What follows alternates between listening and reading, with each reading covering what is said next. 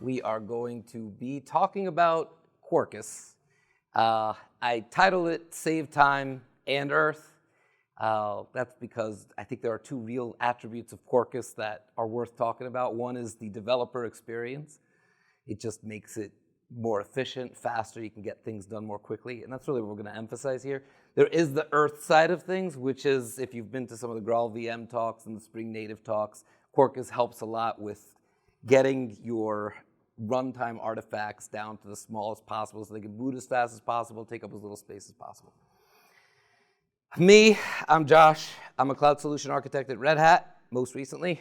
I worked for Microsoft for like a decade on their cloud platform too, and I was at a end user company in between. Right now, I'm the technical lead in CNCF's app delivery group, focused on platforms and how you can deliver a platform for people to, build their apps on top of. So forgive me if I touch into that a little bit here. All right. So I want to court controversy. There's not that many people in here to court controversy with, but this is the idea. I've already gotten in a debate within Red Hat whether I should call it this. But I want to say that you can take Quarkus and you can use it to do your development locally. You can use it to the same CLI tools. You can use it to get your apps out in a Kubernetes cluster using production kind of dependencies, all from within the same tool. So that's kind of going to be the theme here. So we're going to mostly be doing a lot of code work, but I'm just going to kind of set the stage, the problem that we're trying to solve here. What is it that Quarkus helps with?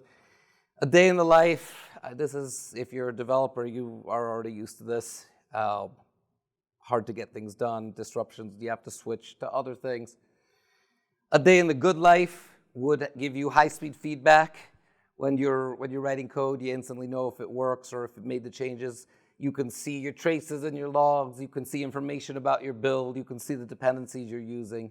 Requirements at hand, like if I need a database, give me a database. If I want a certificate, give me a certificate. I don't want to have to, munge around my enterprise to find them.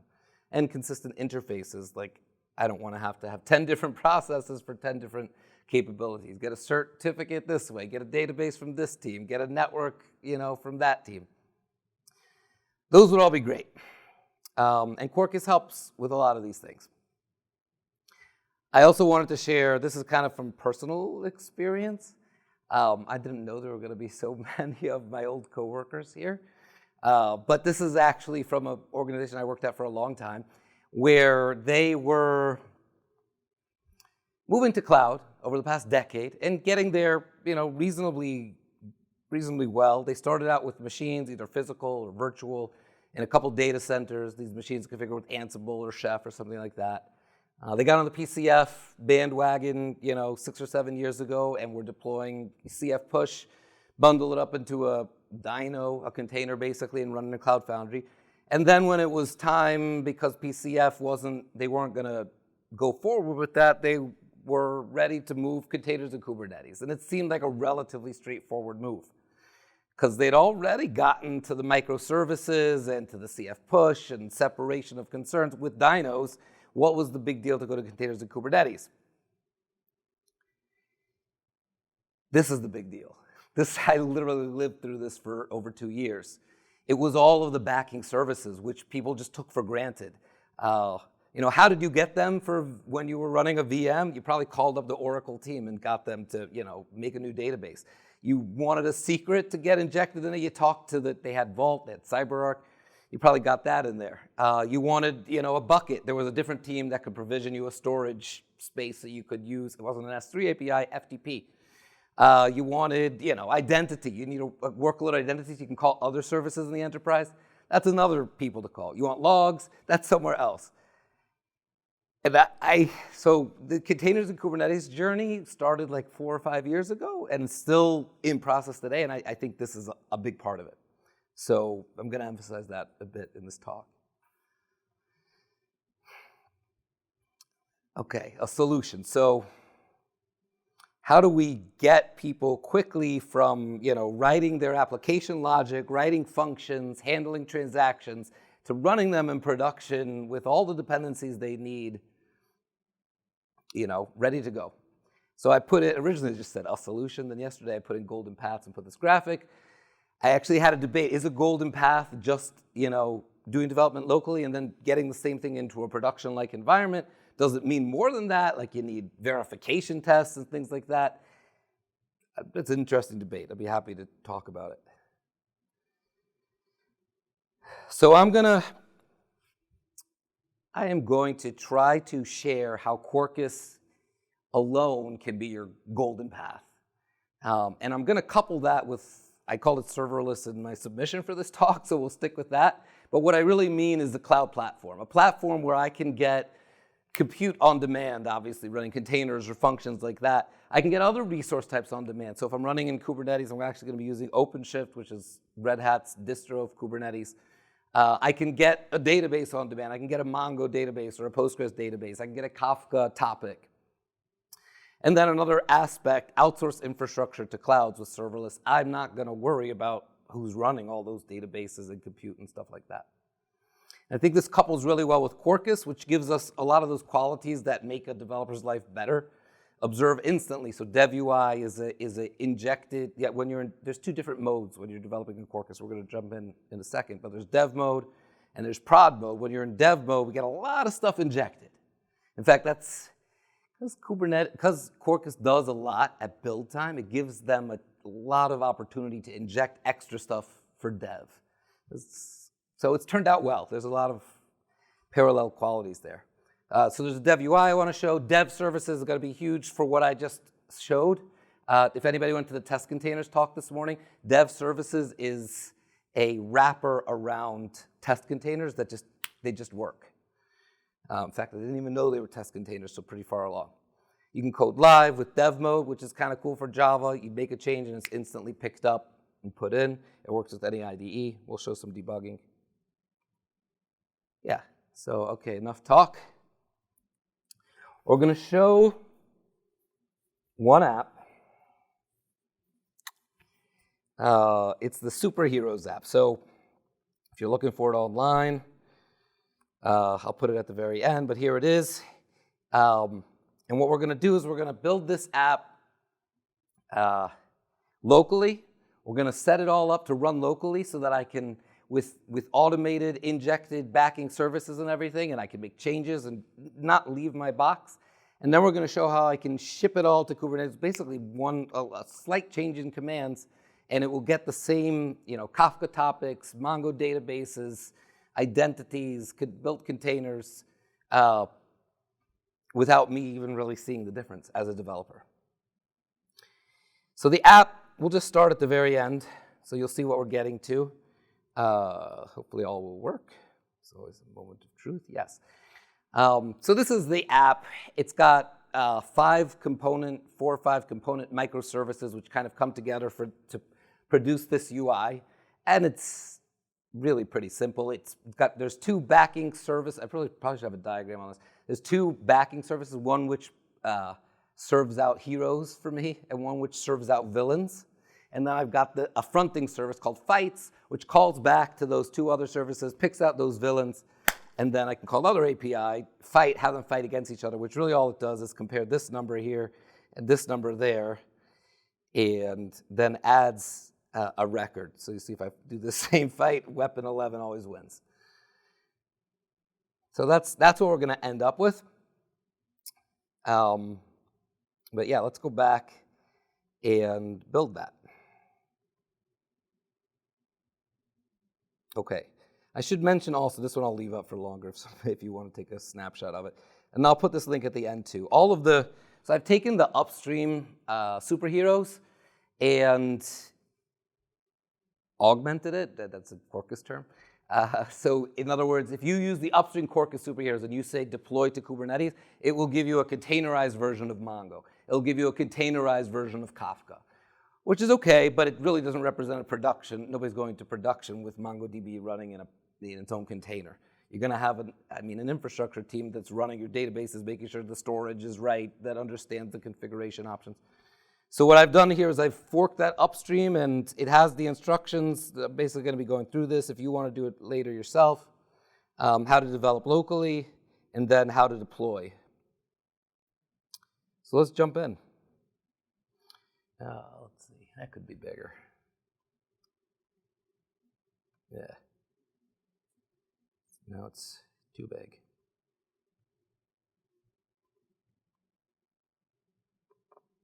Okay. Is that, can you see back in the back? Not so well. Let me make it a little bigger at the expense of lots of lines wrapping around. That's always the trade-off. I did change it to green. Thought that might be easier to see. Okay, so let's jump in. So we have, I told you there's 5 components. Here's the superheroes repo. The same stuff that this is literally just cloned straight out of upstream. I'm going to jump in. You see there's rest fights, rest heroes, rest villains. That's what we're going to focus on for now. Heroes and villains are the things that serve either a list of heroes, list of villains, or an individual one.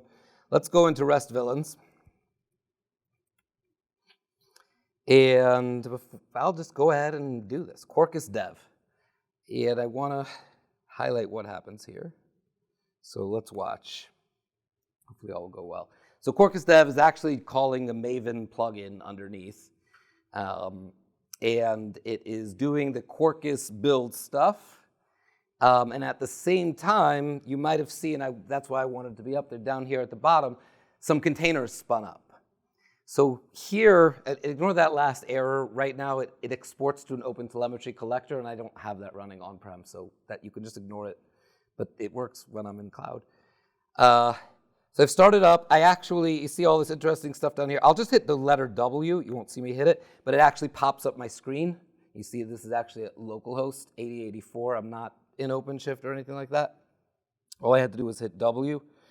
I can hit D right here, and it actually brings me to the same thing, but /Q for Quarkus, I guess, /dev.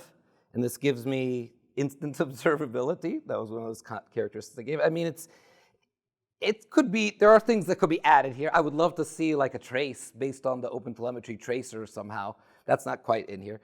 But like if I want to see, Quarkus has a lot that it does at build time. That's one of the differences between, say, a Quarkus and Spring. It tries to do a lot of build time, so if there's problems with that, I can check out where things might have gone wrong. I can actually live edit config. Like if I changed this, it would actually get picked up back in the application.properties file in my source code. I can see my beans. I haven't even tried all this stuff. I can do a Docker build here. Oh, it even has a native build in there. And I should show this dev services. So here, this is one way of seeing the dev services, and I could make this a little bigger, I suppose. This is the only one I got injected for this one. So basically, I guess I could show you the code. It's relying on a Postgres database, which needs a data source in Java, like a java.data source, whatever it is. I don't have one. So it sees that as it's doing the build and says, okay, in dev mode, I'm not going to help you in prod, but in dev mode, I'll inject one for you. And one of the best parts, at least in my opinion, is that it also injects the credentials and all that. So I don't even have to put down a secret. I don't have to, shepherd secrets between things. It's just automatic. I'm going to show how it's still automatic when I go to prod too. So don't think like, oh, great, but you just deferred the problem down the road. You see all the stuff I put in. I could even, if I wanted to run pSQL here, I could connect and do fun stuff. Going back here, I could also, if I hit colon, it takes me into this little area, and you see I've got dev services as one of the things. Same idea. I can do a list here. I could even say dev services log PostgreSQL. If I spelled it right, at least, it would work.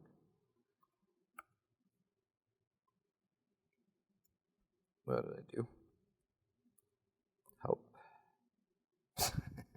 Sorry, no help. It's an alpha. Whatever. There's a way for me to get the logs. Darn it. There it is. Oh, logs. Of course.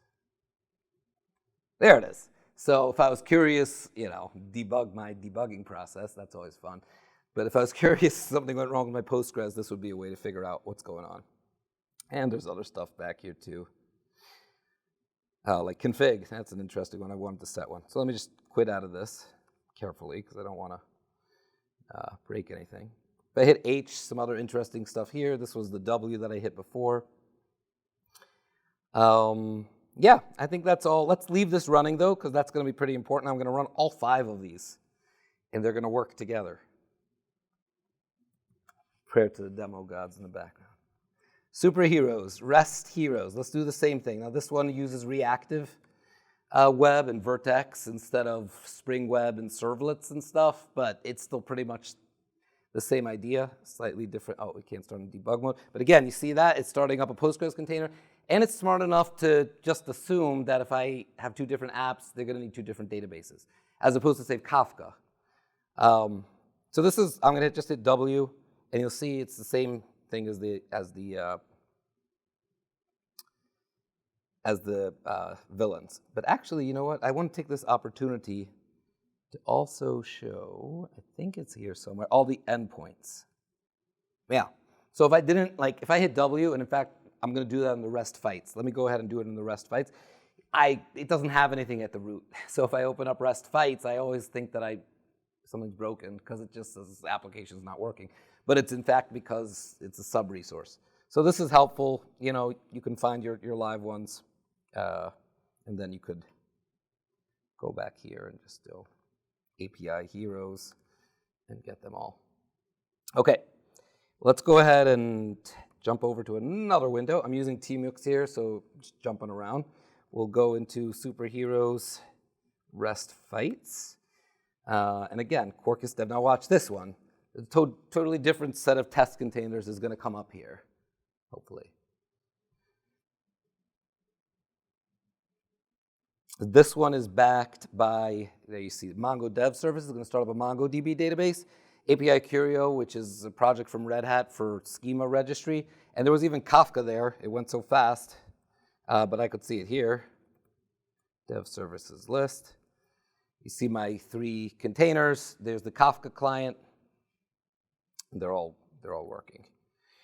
I'll hit W. So that's what happened. That's what I was telling you about, that made me nervous a lot of times when I was working on this presentation.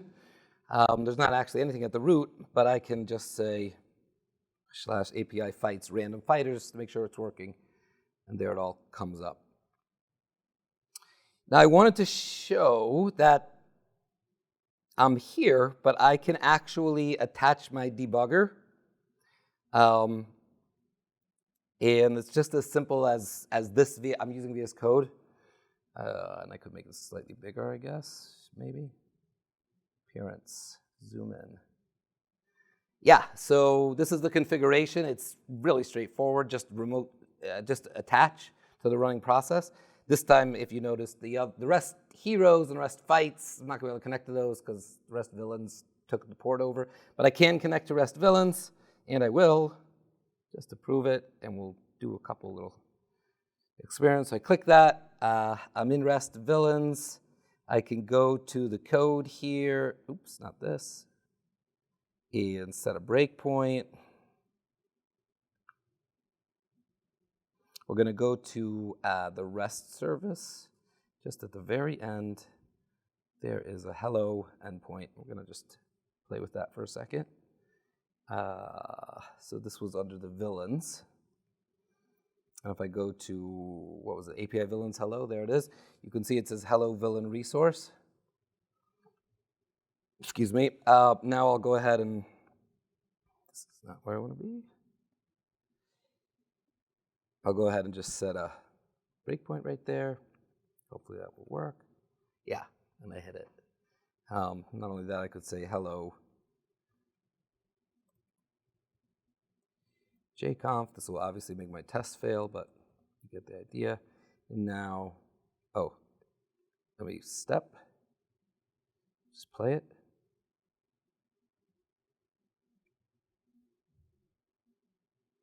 And, oh, we hit that break.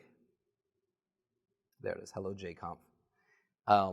It took a second because what's happening in the background is it did have to do some, they call it re-augmentation in Quarkus. So it did have to do a tiny bit of work, but it's all automatic, and now I'm back here. And in fact, if I would have my test running, I would actually see one of them fail here. Let's see if I can.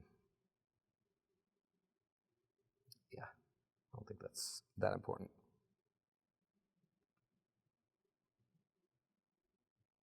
Yeah, so one test failed. It would have, if I fix that, that's worth doing, I guess. I'll fix this to say hello villain resource again, save it, and my test pass. Nice. Okay, the last bit that I didn't bring up yet, there's an event statistics service. Actually, no, I forgot one more, two more. First, we need to bring up the UI, which in this case is not a Quarkus app, so I unfortunately don't get that easy button. Instead, I have to run a container. I'll just copy that out of here. So I've already built the container, so there's no problems. And I'm saying expose port 8080. And although it's automatically calculated when I run it in Kubernetes, I have to tell it where the base URL is. And I also need to tell it the registry username. There we go. So now I should be able to go to localhost 8080. It brings it up. This is my local instance of it, and I could go back here and look. I should see calls coming in. Come on. There we go. So you could see the calls and the logs coming through here. Probably could see it back in one also. Yeah. So you see they're all working. There is one other service, the event statistics service. So the event statistics service is it's to demonstrate Kafka here. So remember I mentioned this spun up Kafka. So what's happening is that after every fight, it's not only persisting as a record in a MongoDB, it's also sending out a record of the fight to a Kafka queue. And the event statistics service is sitting there listening. I'm going to open another window. See the superheroes event statistics. And I'm just going to Quarkus dev this guy. And the cool thing about this is that Quarkus is smart enough to know I want to use the same Kafka broker for both of these services. So even though it's two different services, it didn't spin up two different brokers, which then would not be communicating, it's going to use the same one so that if I now go, well, I don't know where it is, I'll just hit W. And it's picking up, I mean, I could show you the logic, but I'll do new fighters, Harley Quinn is there, and Karn pre-mending, and you see them all come over. And so they're both listening on that same Kafka topic. Yeah, so that's the local side. That, you know, pretty much somebody gave me a code base. I ran Quarkus dev across all of those. Most of the time, you probably would only use one or two. And I can start editing up. I showed you in the REST villains, I can make changes. Now I could go muck around with this whole system. And it's sitting here on my local machine. So that's story one. Let's go ahead and just quit out of all these.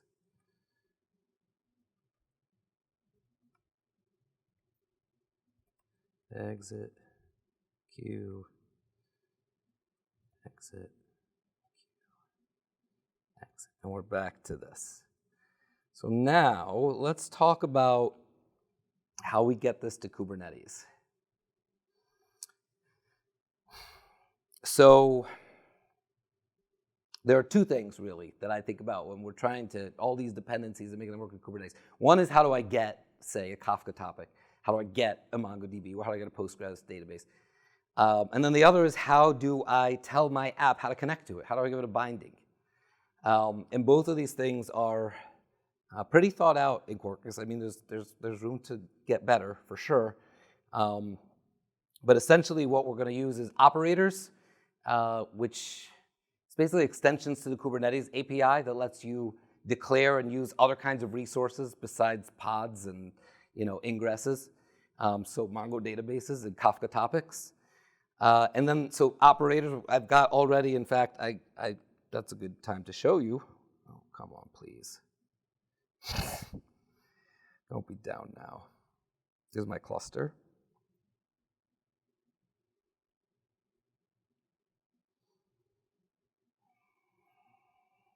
Yeah. Come on, baby.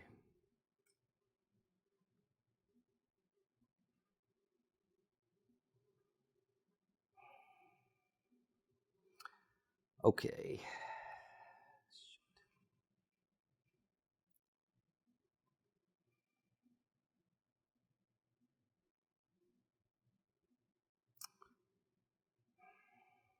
It sometimes updates itself at inopportune times.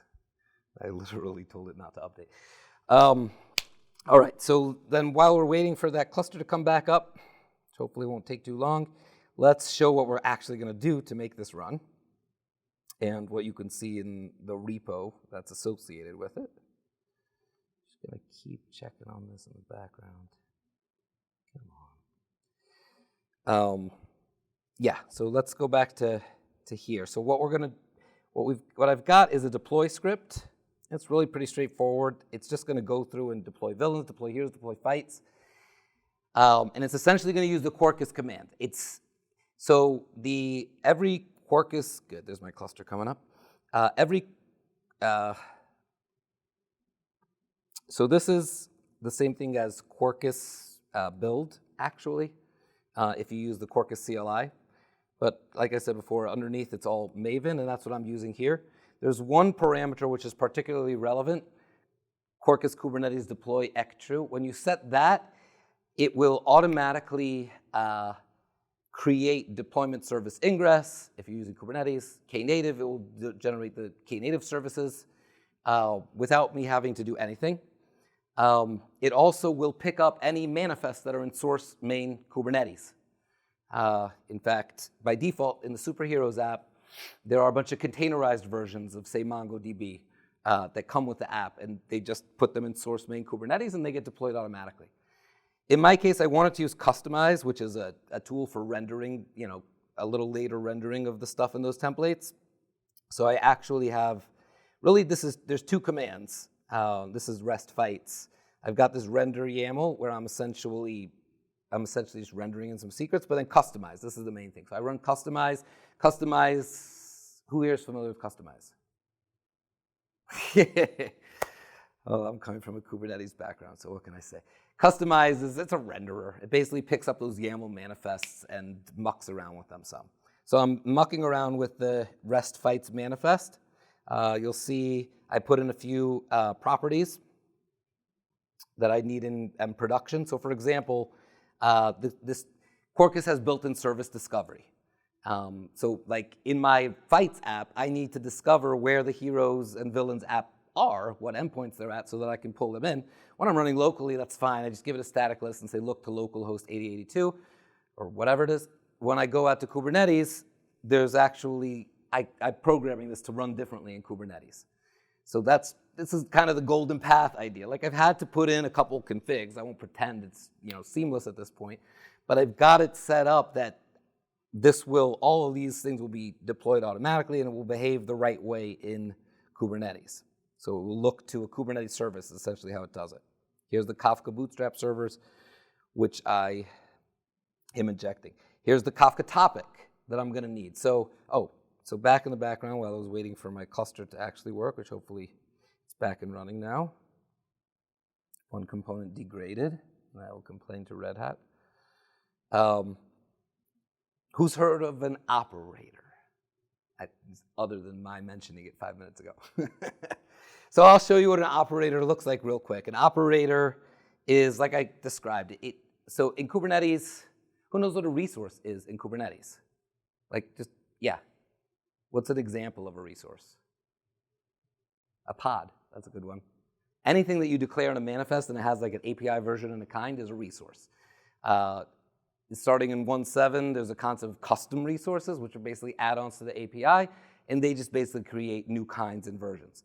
And this big old chart, it comes from operatorhub.io. It's a bunch of add-ons, packaged software for Kubernetes, however you want to look at it, that extend your Kubernetes clusters. And in fact, I've already installed in my cluster, which is not working that great right now, but I've got a Kafka operator, I've got a Mongo operator. It's actually the last thing before it usually works. So Yeah, so you'll see here some of the ones, Cert Manager, Keycloak. There's the rest of them. AMQ Streams is Red Hat's Kafka implementation. OpenShift Distributed Tracing, that's OpenTelemetry. Quay is a registry. Service Binding Operator. And then what you'll see up here is I've declared Kafka topics. So basically, once I've installed that operator, if the platform folks have installed it, or you ask Red Hat, we use our managed services, whatever it is, you can just declare this, and you'll get a Kafka topic. Same thing here. I've already got a Mongo operator somewhere here. Don't I? Somehow I'm providing Mongo. It's not listed here for some reason. But same idea. This is a Mongo cluster. It's called a MongoDB community. Same thing in the REST Heroes service, let's say. I've got a PG cluster declared. Same idea. Yeah, so for each of these, what I do, let's see. Let's walk through each of them the same way we did for local, okay? So we will deploy villains. These are really easy. The first couple, heroes and villains, it's just the API server with a database. I say customize build what I just showed you. So the config map, the PG cluster, the route, the secret actually doesn't contain anything. I just did it to make it work better. And a route is basically an ingress. So now if I say, I'm just going to call that script, deploy, deploy.sh, deploy.sh, villains, if I just do the one. You see I've added a validation just to make sure those resources are available. It renders all those things. I'll show you now in Kubernetes what this looks like. So I'm in my Quarkus Superheroes project, and I've got the REST villain service. What I actually did here was it ended up being a deployment. REST villains, which ends up creating 2 pods, which there they are running in the background. I can get their logs.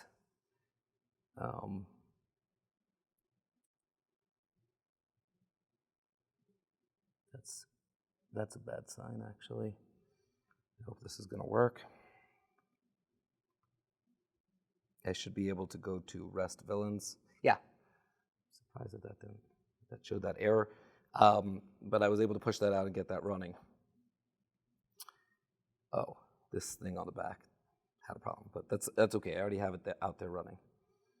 The same thing, I can go through and deploy each of them. I can deploy the hero service, and it will do the same thing.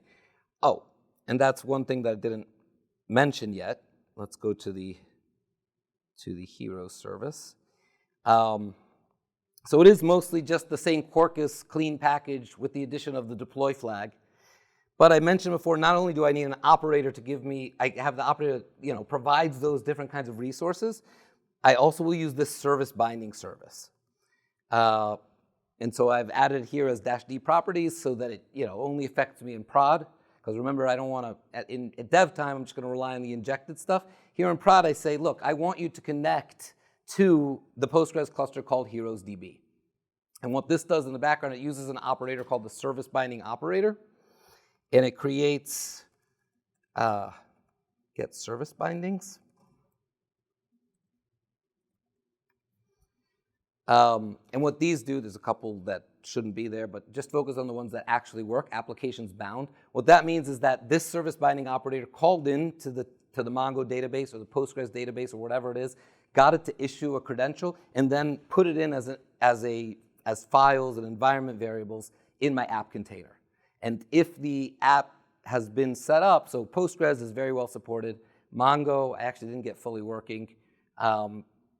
Their API Curio is supported. So there's a few that are supported. It's definitely could use some more, some more attention. But the idea is that I don't ever even have to know about the secret. The developer never touches the secret. It looks the same as in dev and in prod. It's nice. So all I had to do to get that to work was specify it here.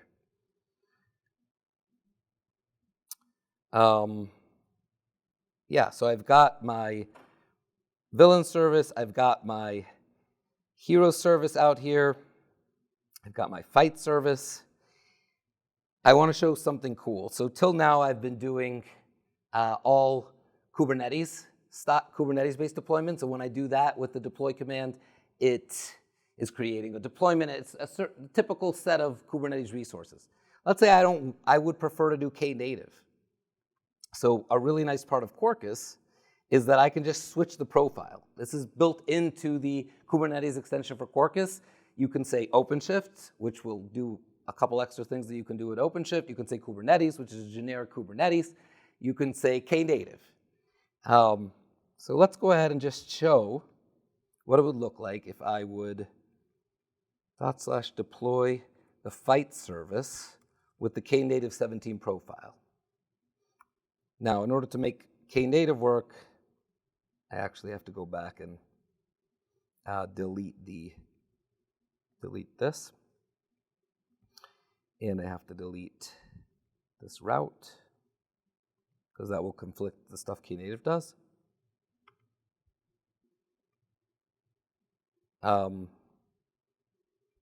Just give it a second.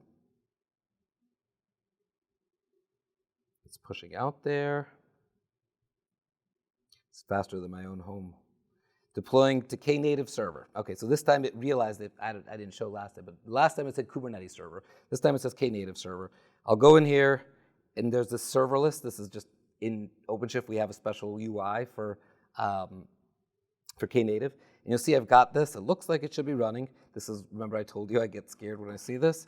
Should hopefully, and there we go. So I was able to swap over from Kubernetes to Knative, and Quarkus didn't bat an eyelash. It just, fine. You want it that way, do it that way. And it's still using, actually, internally, I didn't go deep into it, but it's using service discovery, the same mechanism, service binding, all getting injected into Knative in the same way. Yeah, the next, so I've deployed, let's say I've deployed villains, I've deployed heroes, I've deployed the fights. We'll deploy the UI. The UI is truly just a Knative service. All I had to do was this app.knative. I templated in my name for parameterization, but it's literally deploying out a Knative service. It comes out here, I click it. Actually not ideal to run this as a K, because it's literally a static site. So of all things, I should just be hosting this out of a bucket somewhere. But it's coming up there in the background. Or it's not, actually. What happened there?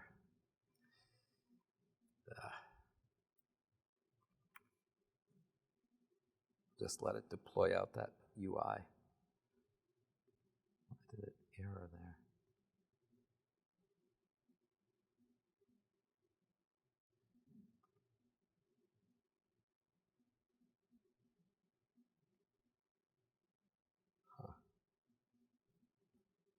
Sorry about that. It's got an image pull issue.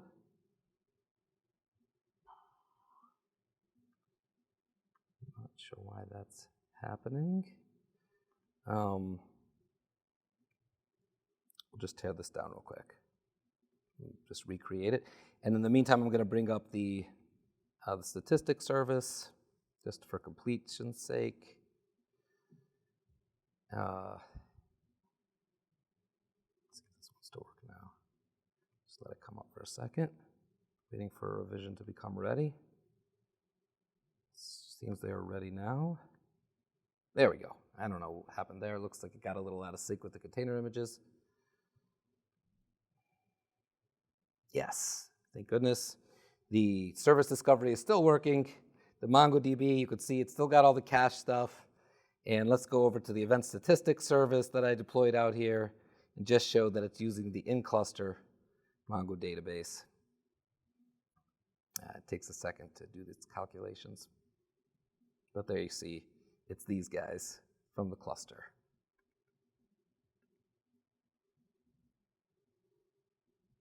Yeah.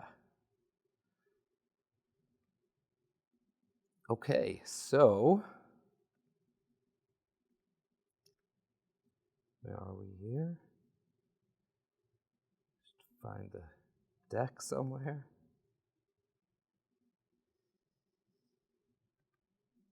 Where did I put the deck? Right here.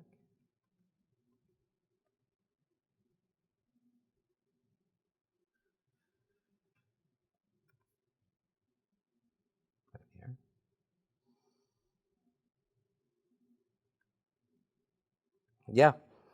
So I guess I'll take questions. That was the main story I wanted to tell. You can use Quarkus at dev time to get instant feedback, get the services injected, instant observability. You can pretty seamlessly use the same collection of services in the same Quarkus CLI tool to get yourself out into a production-like environment with production-like services. Yeah, and it's all built in there. Yeah. So in our workflow, we have, GitHub, Enterprise, PCF Cloud, Foundry. on-prem and Azure, and then we also use UCD and Jenkins. UCD. Would you need to orchestrate all of this in Jenkins when it detects a PR? If you want, right, yeah. Then it'll like push everything out and do all the stuff that you're doing automatically. Yeah, this is actually the debate I am having about whether it should be called a golden path, because a lot of people think a golden path is, putting it through a Jenkins pipeline that can do some extra tests and things like that. Yeah, these things could be easily just put Quarkus, deploy or Quarkus-d Kubernetes deploy, and it will do this stuff for you. How about rollback? If this is a production issue, how do you know what version to roll back to? That's a good question. You used to be able to keep track of what version was last deployed to prod. That's an interesting question. I mean, technically, each build of the container will be different, and we'll end up with a different, content addressable hash. But how do you know all of the operator services that you use? Like, were you on version 1 of Kafka or version 1.1 or something? I'm not sure. That's actually something to think about. Are you looking for, so? Well, so our services are mostly all Spring Boot, and we have some front-end React-wise. Yeah. So you would get new jars and potentially new images for each build, but the greater environment, I think, is an interesting question. Like, how would I represent what exactly I'm using from the environment in production? And that could change, because the platform team might upgrade Kafka next week, and just still the same version of my container, but it's a different version of the dependency. I don't know. You could, one way, at least in source control, is that source main Kubernetes directory. So you could put like I rendered a little bit here, the Mongo template, I might have rendered in a name or something, but I could put that into source main Kubernetes. In fact, as I iterate on this in the future, I'm going to do that. Like, after you render it, put it into source main Kubernetes and just run Quarkus deploy. And then at least it's all in the sources. Although I don't know, I don't want to guarantee it's in the sources jar, because I don't know. That depends on how Maven sets that up, but maybe we could do that. But yeah, it's a bigger question, like with GitOps, that people have asked, like, how do you know? How can I have to go back to what the GitOps config was at the time that I applied it to know what actually went into production. Then how do I put those pieces back together? It's a good question. I don't have a 100% answer, but you can version the app at least, the component, your code. And since we're on PCF, OpenShift is very interesting, and for me to try it out at work, I would have to have a business case for Kubernetes. OpenShift looks interesting. Is there like a community version? How do you get started with OpenShift so you can start doing these things? Because you can't do this in PCF. Yeah. None of this, not as much. You could put a tile in or something, but. So, yeah, I mean, OpenShift really is a batteries included Kubernetes. So it's a nice place to get started. I mean, you gotta sometimes install a couple bits, but it gets you further than vanilla. I mean, one way to try OpenShift is just to go to OpenShift Sandbox. There it is, developers.redhat.com. And you can sign up pretty much over and over again. It gives you 30 days at a time. And it will create a cluster, and you can do what you want in there. Is there a version that can be installed on a computer? Yes, good call. OpenShift Local, it's called. The community version, the upstream, is called OKD, OpenShift Kubernetes Distribution. That's harder to get set up on your own, but you could go to okd.io, community distribution of Kubernetes that powers it. I mean, I would say that's a lot to bite off. Yeah, I mean, if you want like an instant environment, you could do this, Red Hat OpenShift Local, which basically it'll give you like a mini cube kind of environment with all the add-ons that OpenShift adds. And if you have an Azure or AWS, but Azure is particularly easy, there's actually a resource type in Azure called Azure Red Hat OpenShift. So you can actually just, in the console in Azure, console.azure.com, you could just search for OpenShift. Portal.azure.com. It will, you can search for ROSA here. There it is. And of course, it's right up at the top. And I could just say, create an Azure Red Hat OpenShift, just like I would something else in Azure. So and it doesn't even show you the VMs and stuff underneath. There is something like this in AWS also, but Azure is really nicely integrated. Yeah, any other questions? And it's all multi-cloud, so if you did this in Azure, you got IBM Cloud, AWS. Yeah, like I'll show you ROSA, AWS. You're giving me thanks for giving me leads here. So you can run the same thing on AWS. And this is, a nice thing about this is it's serverless. This is managed. So it's actually Red Hat operations engineers, SREs, that are responsible for the cluster aspect. I mean, you're responsible for your apps, but yeah, both with the Azure offering and this AWS one. And there is one on IBM Cloud too. And there is one on Google Cloud too. It's just not as first class as these on AWS and Azure. You have to ask.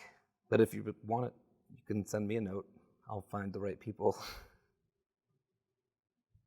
Yeah, follow up with me if you want to talk about platforms and platformless. Like, I'm super curious whether people want this kind of workflow where I can get a local environment and an on-cloud environment pretty much the same, or whether people, want to build pipelines and want more of a generic platform that they can, build themselves, the target environment. And yeah, follow me on Twitter. Come to the Chicago Jug. I don't know, there's only 5 people left here now, but if you're from Chicago, come to our Jug. We're trying to get it going again post-pandemic. No, the last one was in July. It was actually on Quarkus, but they're about once a quarter. So just search for Chicago Jug, cjug.org, or meetups.com, cjug or Chicago Jug, and sign up, and you'll see the next event. Thank you. Thanks for hanging out with me. Thanks for listening.